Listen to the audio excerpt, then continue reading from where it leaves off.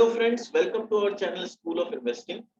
मेरा नाम है मनीष अग्रवाल और आज इस वीडियो में हम जिस कंपनी के बारे में डिस्कस करने जा रहे हैं उस कंपनी का नाम है बोडल केमिकल। ये ऐसी कंपनी है जो डाइज और पिगमेंट्स पे बेसिकली काम करती है और डाई और पिगमेंट जो है, जो ये डाइज बनाते हैं, जो मास्टर बैचेस ये लोग बनाते हैं, वो मेनली यूज होता है टेक्सटाइल इंडस्ट्री।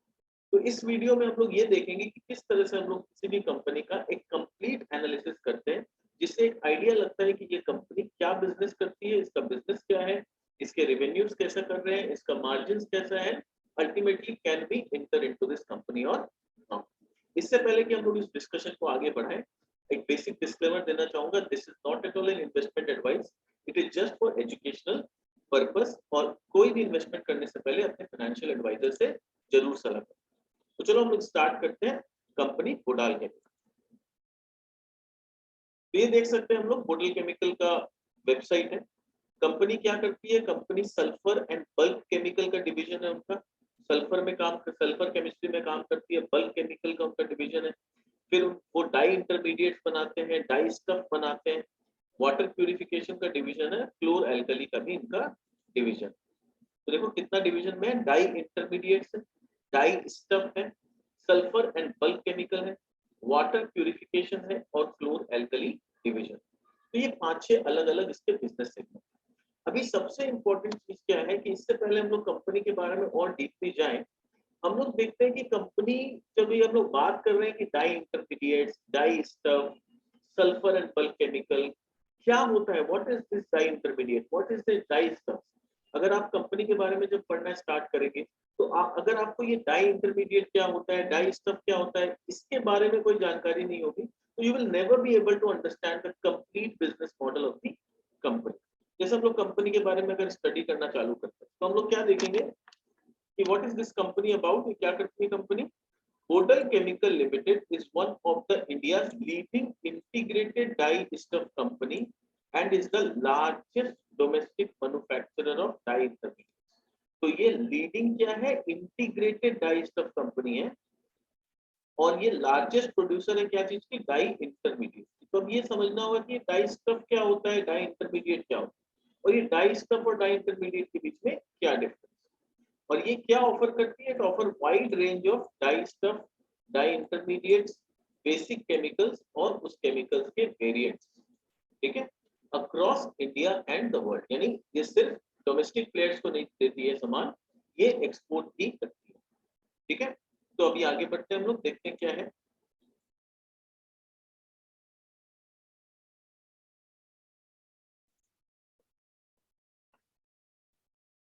तो डाई इंडस्ट्री, पिगमेंट इंडस्ट्री क्या है and how does it work.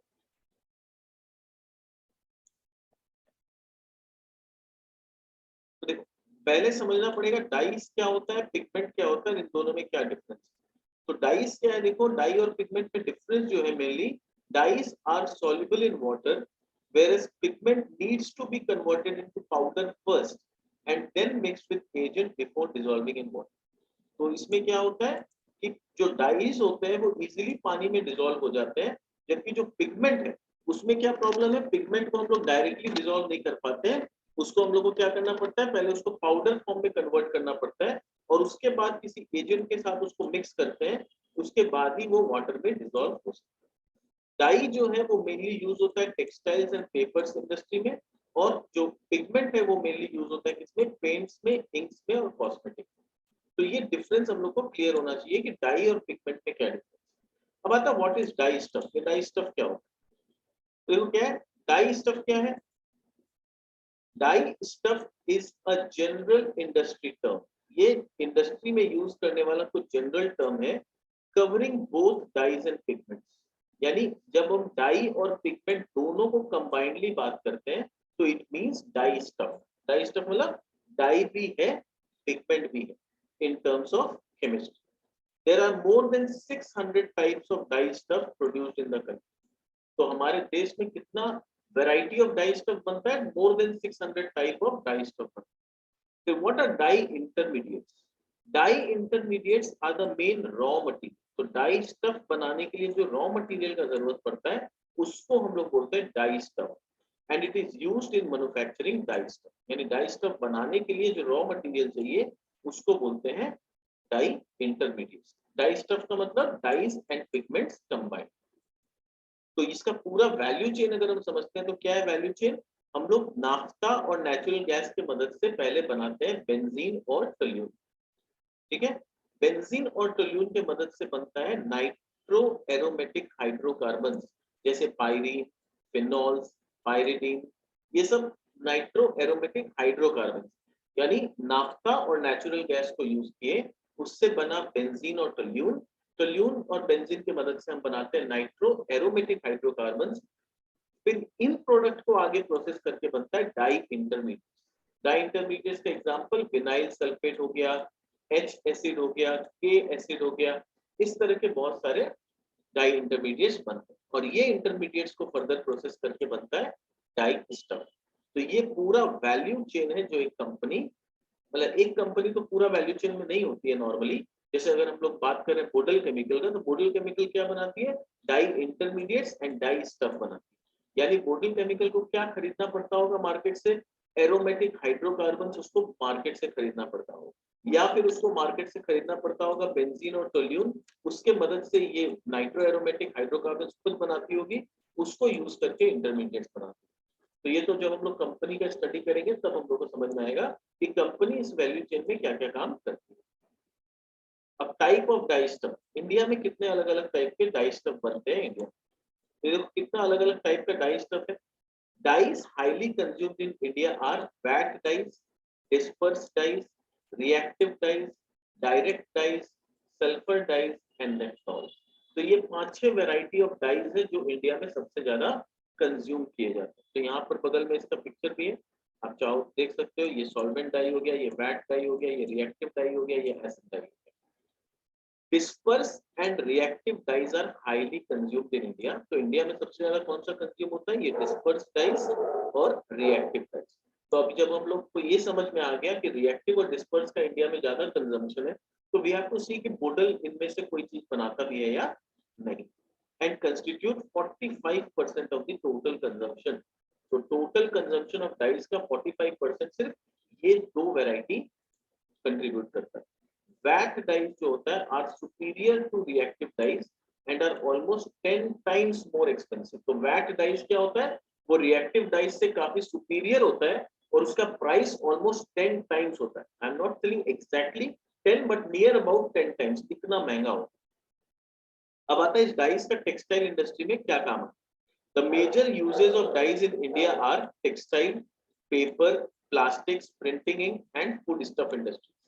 The textile sector consumes around 80% of the total production। Total production का 80% करीब टेक्सटाइल इंडस्ट्री कंज्यूम कर लेता है डाइज। क्यों? Due to high demand of polyester and cotton, क्योंकि globally cotton का और पॉलिस्टर का डिमांड काफी हाई है। Next, Maharashtra and Gujarat account for 90% of dye stuff production.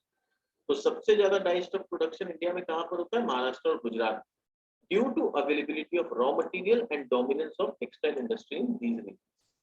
While the change in consumption pattern from high cotton to polyester, अभी धीरे धीरे हम लोग देखेंगे कि कॉटन के प्रोडक्ट्स का दाम जो है महंगा होते जा रहा है, या कॉटन का डिमांड धीरे धीरे कम हो रहा है, and we are shifting to polyester, यानी पॉलिस्टर से बने हुए कपड़े लोग ज्यादा पसंद करते हैं कंपेयर टू कॉटन से बने। क्यों? क्योंकि वो थोड़ा सस्ता भी होता है।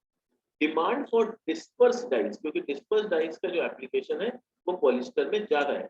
तो अगर पॉलिस्टर का डिमांड दिन पे दिन बढ़ेगा तो डिस्पर्स डाइज का जो डिमांड है वो काफी फास्ट इंक्रीज होगा due to application in polyester. तो यहाँ पर देखो कौन कौन सा चीज का यहाँ पर एप्लीकेशन है।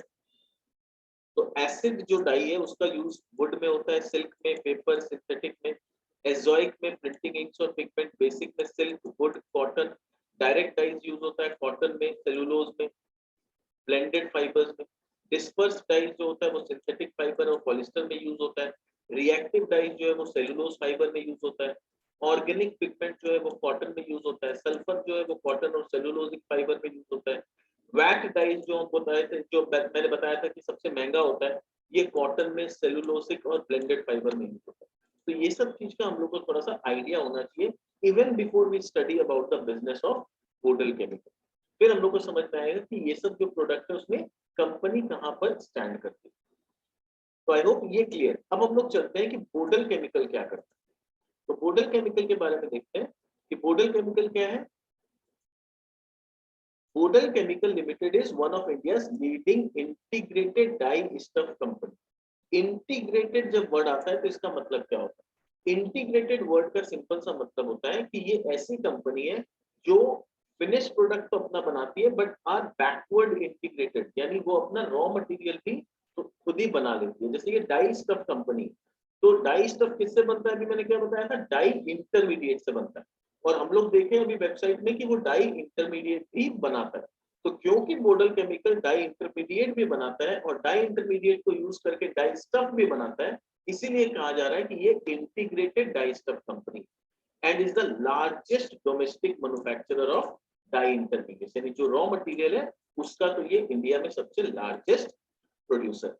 It offers wide range of dye stuff, dye intermediates, basic chemicals and its variants to diverse customer across the world। अब इसका सेगमेंट का बात करें, बिजनेस सेगमेंट में क्या क्या चीज है इसके पास। तो इसका रेवेन्यू देखो, अगर रेवेन्यू का बात करते हैं तो ये रेवेन्यू कहां से आता है? डोमेस्टिक रेवेन्यू पिछले साल 67% था, इस साल 68% हो गया। एक्सपोर्ट से रेवेन्यू जो है वो 33% हुआ करता था, ये 31 नहीं होगा, ये 33 होगा। 33% से 32 हुआ, यानी इस साल एक्सपोर्ट थोड़ा सा कम हुआ। प्रोडक्ट का बात करें, सेगमेंट का बात करें, तो इसके पास बेसिक केमिकल्स जो डिवीजन है इसका, उसमें इस कंपनी के पास 12 प्रोडक्ट। कैपेसिटी कितना है? 2,26,000, 2,26,000 टन पर एनम का कैपेसिटी है। रेवेन्यू कितना जनरेट किया? 195 करोड़ का रेवेन्यू जनरेट किया इस कंपनी ने, मतलब इस डिवीजन से। थोड़ा सा इसको एक्सपैंड कर देता हूँ, हाँ अब इजीली नजर आएगा। तो बेसिक केमिकल से कितना का रेवेन्यू है? 195 करोड़, जो कि 60% अबव है। डाई इंटरमीडिएट्स में 25 प्रोडक्ट है, 39,000 टन का कैपेसिटी है। इसका डोमेस्टिक मार्केट शेयर 20% का है और ग्लोबली में, ग्लोबल लेवल पे 6% मार्केट शेयर डाई इंटरमीडिएट्स में इस कंपनी। रेवेन्यू कितना आता है? 735 करोड़ आया इसमें से, it is rise of 33%। 175 products है डाई स्टफ, इसका कैपेसिटी 45,000 टन का। मार्केट शेयर क्या है? डोमेस्टिक में 13%, जबकि globally 3% market share. Revenue near about 700 crore से, जो कि इस साल 75% बढ़ा है, यानी पिछले साल 700 करोड़ से 75% कम। तो सोचो कितना ग्रोथ आया कंपनी। फिर इसका क्लोर एल्कली डिवीजन है, जिसमें इसके पास 7 प्रोडक्ट्स है। इसका 82,500 टन का कैपेसिटी है। वहां से कितना रेवेन्यू आया? 254 करोड़ का रेवेन्यू आया। एक प्रोडक्ट है टीसीसीए बोल के, उसका छोटा सा ही कैपेसिटी और खास रिवेन्यू भी नहीं, तो इसको हम लोग इग्नोर कर सकते हैं। अब आता है मैनेजमेंट, ये इस रिजल्ट पे मैनेजमेंट का क्या कमेंट है? मैनेजमेंट ने क्या कहा है, ये रिजल्ट का ये कारण क्यों है? तो मैनेजमेंट ने क्या कहा है इस रिजल्ट के बारे में? मैनेजमेंट का बोलना है कि average price of dye intermediates, इनके जो दो मेजर डाई इंटरमीडिएट्स है इस कंपनी के, कौन कौन से हैं? H acid and vinyl sulphone. ये दो जो मेजर डाई इंटरमीडिएट्स है उसका प्राइस जो है इस साल पूरे एवरेज में 474 पर केजी एस एसिड का रहा है और विनाइल सल्फोन का 288 पर केजी रहा है रेस्पेक्टिवली इन Q4। और ये प्राइस बोल रहे हैं कि काफी वोलाटाइल रहा है पूरे साल। Chlor alkali will be significant pie, management का आगे बोलना है कि क्लोर एल्कली जो डिवीजन है वो आगे चल के बिजनेस में बहुत बड़ा रोल प्ले करेगा। इंक्रीज इन फ्रेट, हम लोग सब जानते हैं कि एनर्जी कॉस्ट बढ़ा है इधर हाल ही में, तो फ्रेट का जो कॉस्टिंग है, फ्रेट का जो भाड़ा है वो काफी बढ़ गया। तो मैनेजमेंट भी वही बोल रही है कि क्योंकि फ्रेट बढ़ गया, ट्रांसपोर्टेशन कॉस्ट बढ़ गया, उसके वजह से कंपनी का अदर एक्सपेंसेस काफी बढ़ा है। फिर Turkish lira has been volatile throughout the year and has affected the annual performance. और टर्किश का जो लीरा है उसमें वोलेटिलिटी की वजह से भी एनुअल परफॉर्मेंस में थोड़ा सा इफेक्ट हुआ। इन्होंने सिनार बायो इनकी एक सब्सिडरी कंपनी है, उसमें इनका अभी तक 80% स्टेक हुआ करता था। इन्होंने 20% स्टेक और बाई करके उसको पूरा 100% सब्सिडरी बना दिया। और ये सिनार बायो टर्की की कंपनी, ठीक है। अभी आगे इनका एक्सपेंशन प्लान्स क्या क्या है ये समझते हैं। तो एक्सपेंशन प्लान्स काफी इंटरेस्टिंग है, that is very interesting.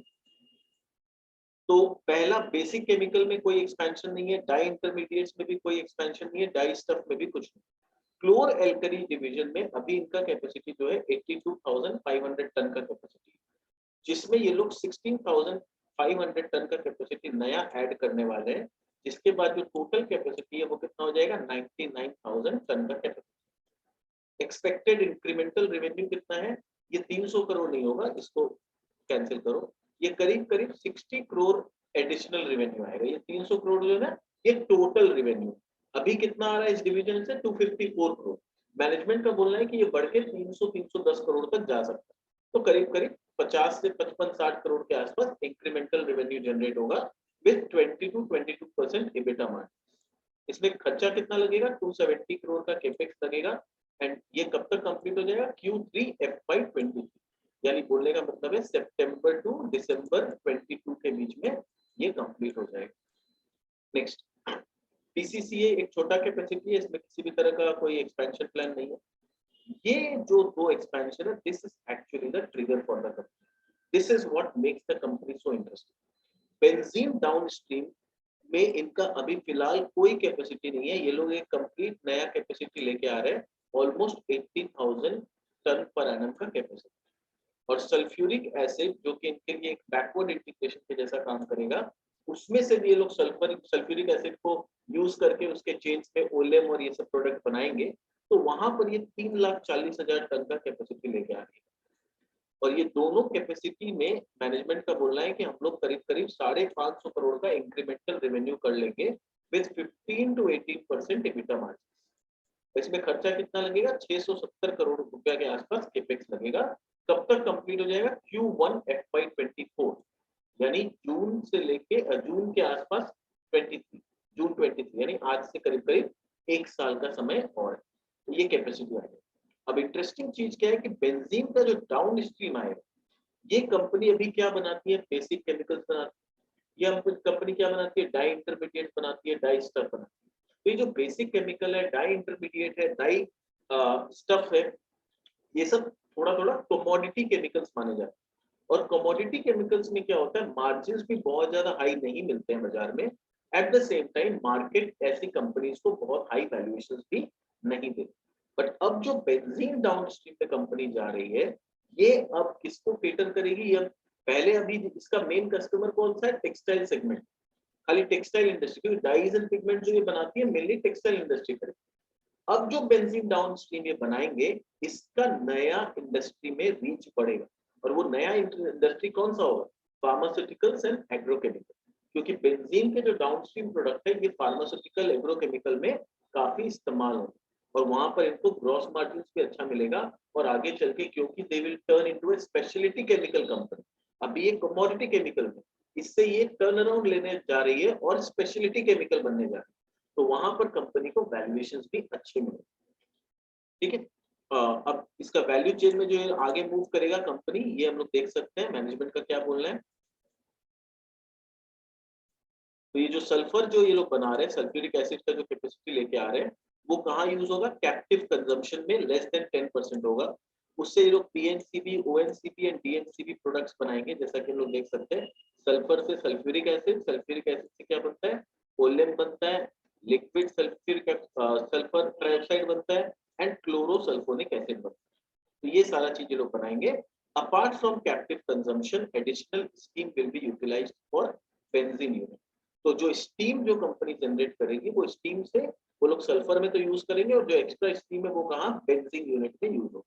Now what is benzene chain, benzene chain में ये लोग जो नया कैपेसिटी ला रहे हैं, उसमें बेंजीन से बनेगा मिथाइल क्लोरोबेंजीन। ठीक है, कैप्टिव कंजम्पशन क्या होगा, मिथाइल क्लोरोबेंजीन जो बनाएंगे पूरा 100% कैप्टिवली यूज हो जाएगा।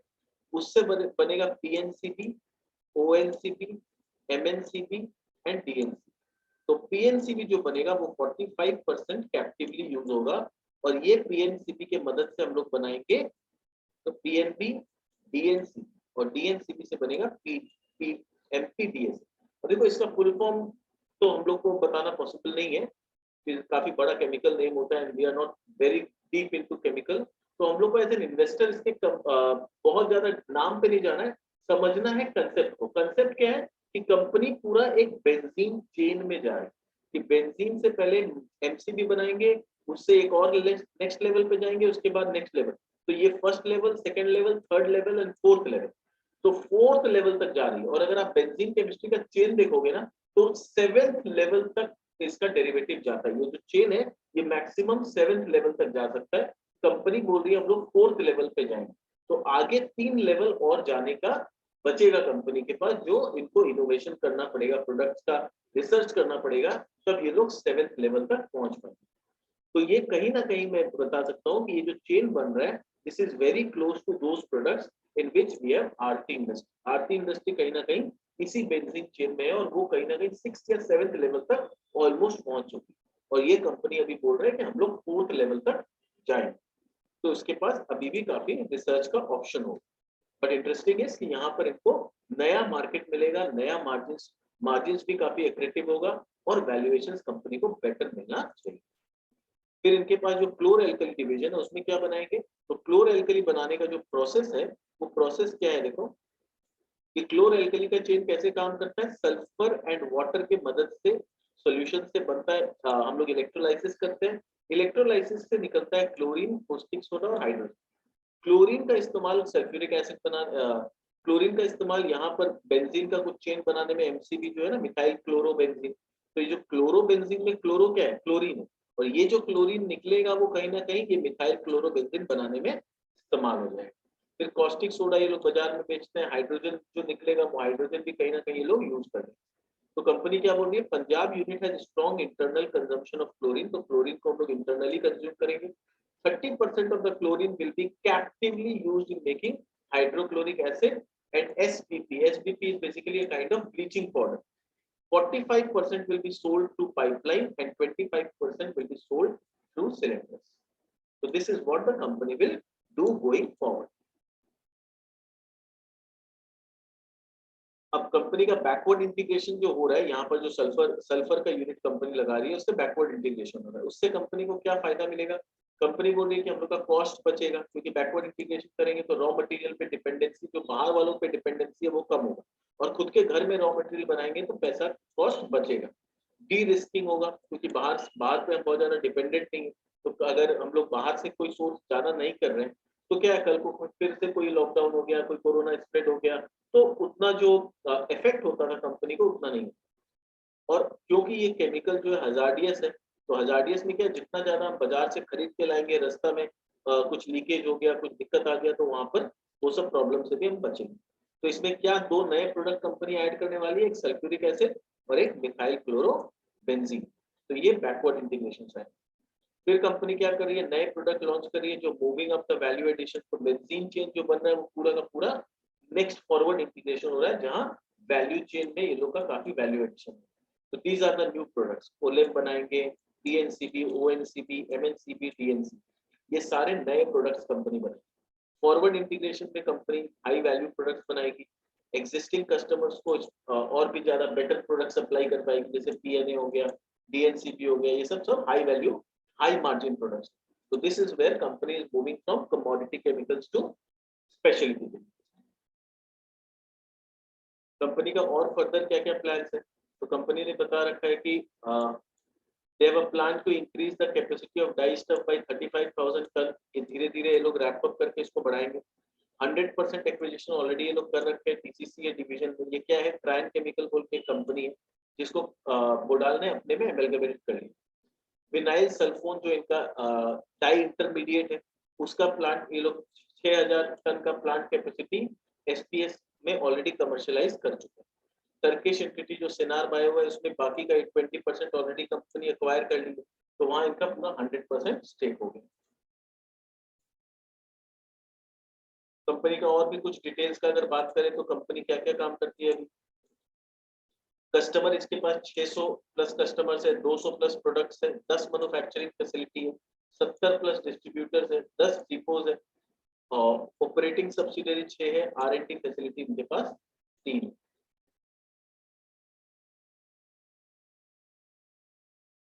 कंपनी ने अभी रिसेंटली कुछ जो इम्पोर्टेंट ये एक्विजिशंस किए हैं या कुछ इम्पोर्टेंट एक्सपेंशंस किए, वो क्या है? 2018 में कंपनी ने डाई स्टफ का कैपेसिटी को 12,000 टन से बढ़ाया था। एक 5 मेगावाट का को जनरेशन पावर प्लांट भी लगाया था, जिसके बाद इनका एनर्जी कॉस्ट थोड़ा सा बचने लगा। 2019 में इन्होंने डाई स्टफ कैपेसिटी को फिर से 6000 टन से बढ़ा लिया। टोटल कैपेसिटी जो है 36,000 टन बन गया था किसमें 2019।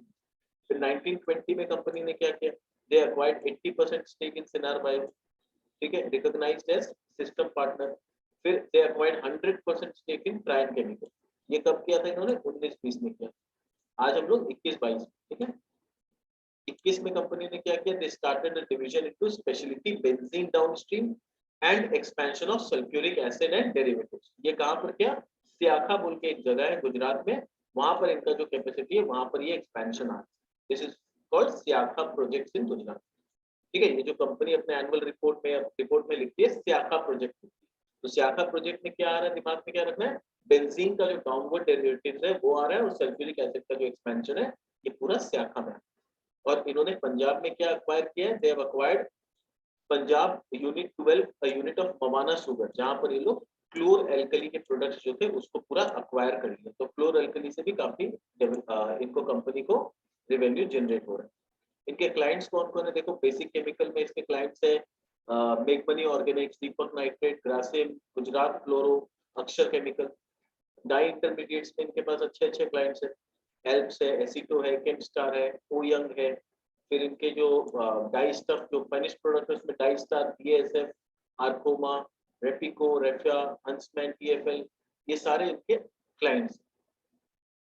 कंपनी का अगर पूरा वैल्यू चेन देखें तो बेसिक प्रोडक्ट्स में क्या है, एग्जिस्टिंग प्रोडक्ट क्या क्या है कंपनी के पास, बेसिक केमिकल में sulphuric acid, chlorosulphonic acid, sulphur trioxide, oleum, sodium bisulphide, ये सब इनके मेन प्रोडक्ट्स। डाई इंटरमीडिएट में H acid, vinyl sulphone and derivatives, DASA, FC acid, फिर गामा एसिड, के एसिड, ये सब मेन डेरिवेटिव। डाई स्टफ में देखो इनके पास रिएक्टिव डाइज भी है, एसिड डाइज भी है, डायरेक्ट डाइज भी है, लिक्विड डाइज भी है। अपने अभी जब पढ़ रहे थे तो कौन सा दो डाई का सबसे ज्यादा डिमांड है, रिएक्टिव डाइज का और डिस्पर्स डाइज का।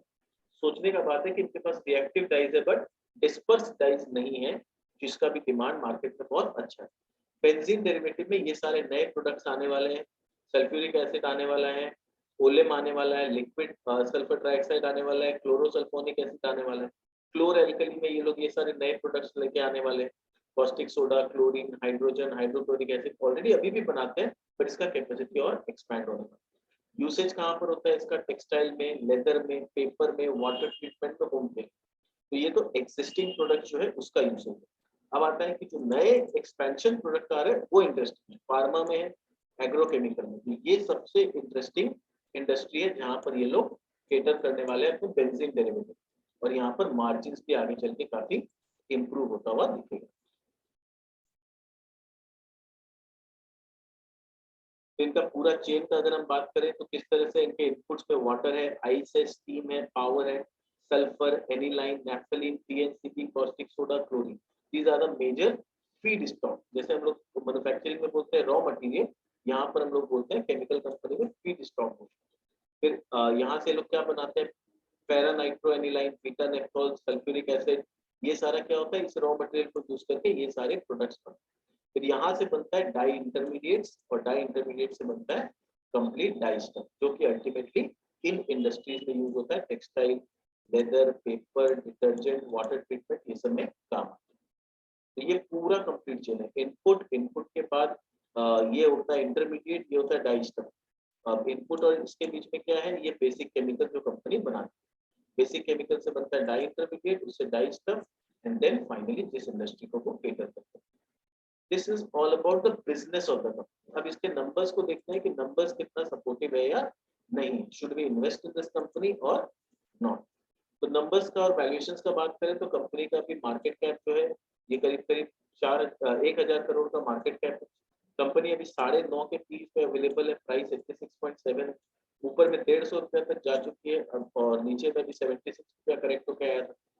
Return on capital employed 12.4, not very interesting. Return on equity is 11%. Again, I prefer companies at least जिसका return on capital employed कम से कम कुछ भी नहीं तो 15 से ऊपर हो, ठीक है। तो यहाँ पर ये बहुत कम है।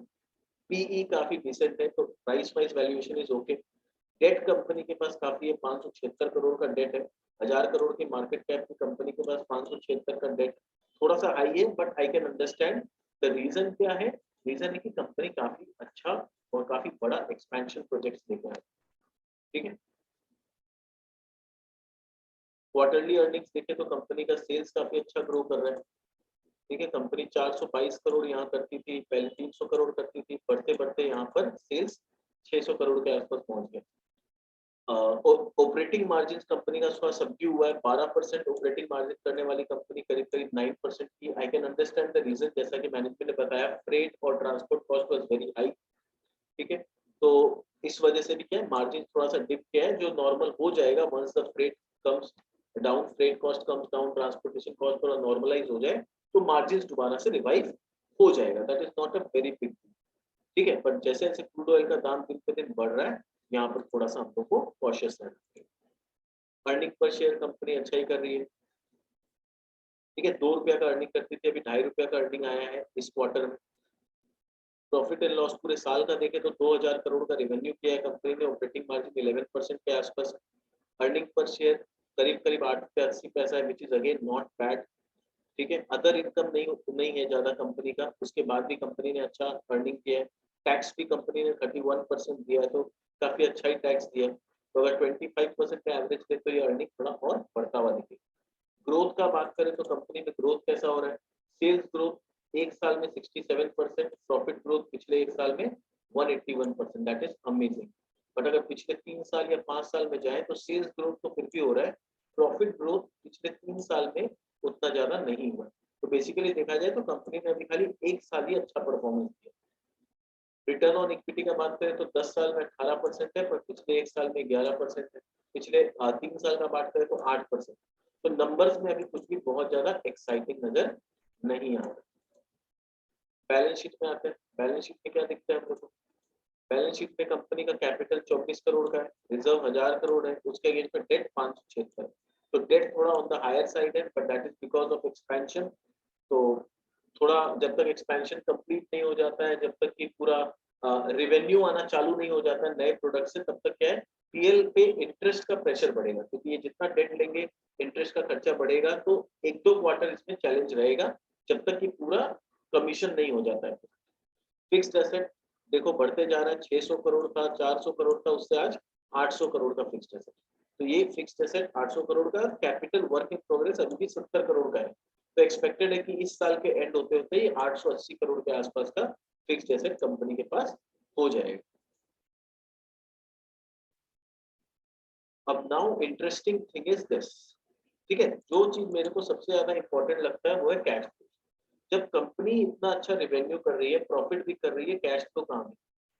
कैश फ्रॉम ऑपरेशंस नेगेटिव क्यों है? कंपनी कैश ऑपरेशन से कैश क्यों नहीं कमा पा रही? ठीक है, फिर इन्वेस्टिंग में ठीक है, इन्होंने 170 करोड़ रुपए इन्वेस्ट कर दिया, वो कोई बात नहीं, आई हैव नो कंप्लेंट्स, आप एक्सपेंशन करें। मेरा कंप्लेन ये है कि एक तरफ जहां आप पीएल अकाउंट में आप दिखा रहे हो कि आपका 220 करोड़ रुपया का ऑपरेटिंग प्रॉफिट हुआ है साल में, आपका 108 करोड़ का नेट प्रॉफिट हुआ है, आपका डेप्रिसिएशन करीब करीब 50 करोड़ है। तो मिनिमम ऑपरेटिंग एक्टिविटी में 108 प्लस 47, कम से कम 150 करोड़ का तो ऑपरेटिंग कैश फ्लो आपके पास आना चाहिए। उससे थोड़ा कम भी होता तो चलता, बट प्रॉब्लम ये है कि आपका तो नेगेटिव में ऑपरेटिंग कैश फ्लो। तो पैसा सब कहाँ गया? तो देखो, कंपनी का कहानी पढ़ने में बहुत अच्छा लगता है, but when you analyse the number तो आपको नंबर्स को बहुत ध्यान से देखना पड़ता है कि कंपनी अगर प्रॉफिट कमा रही है तो कंपनी का पैसा क्यों नहीं आ रहा, कैश क्यों नहीं आ रहा, तो पैसा गया कहाँ? तो यहाँ देखते हैं कि पैसा कंपनी ने कहाँ, मतलब कहाँ पर कंपनी को दिक्कत आ रही है। तो यहाँ पर देखो, कंपनी का रिसीवेबल्स जो है वो रिसीवेबल 120 करोड़ रुपया से बढ़ गया है, यानी -120 करोड़। इतना रुपया नया डेटर्स में कंपनी का फंसा हुआ है। -88 करोड़ से -137 करोड़ और 137 करोड़ रुपया इन्वेंट्री में फंस गया कंपनी। तो कंपनी जो सिर्फ 12 करोड़ रुपया या ज्यादा से ज्यादा यहाँ पर भी देखा जाए तो 80-90 करोड़ रुपया डेटर के पास हुआ करता था, आज 120 करोड़ रुपया और डेटर में फंस गया।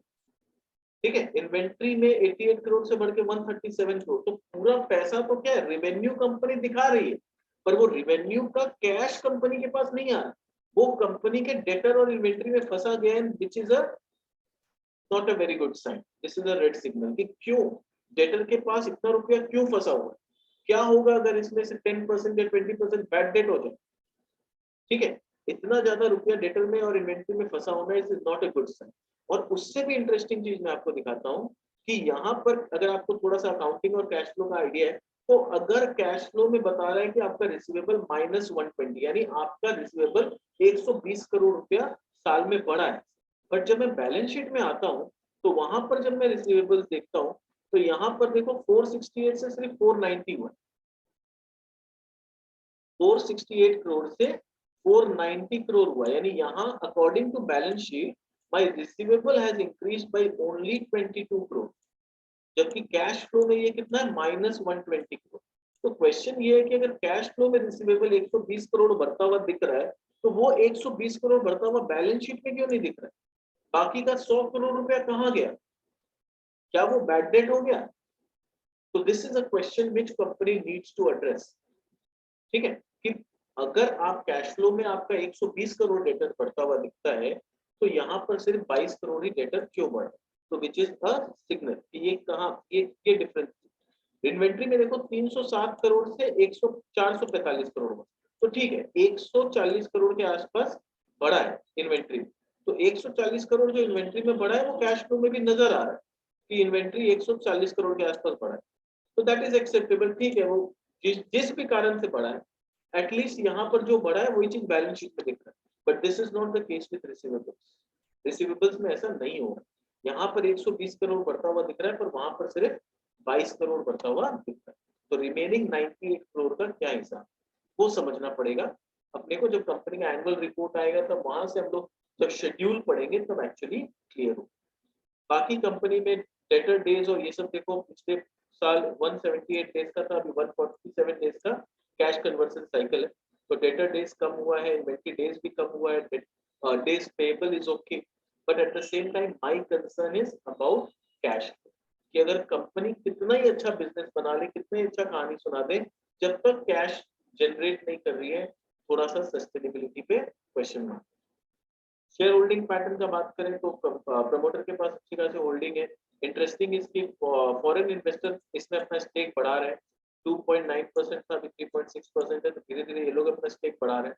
डोमेस्टिक इन्वेस्टर भी थोड़ा थोड़ा एंट्री ले रहे हैं, पब्लिक के पास करीब करीब 38% होल्डिंग।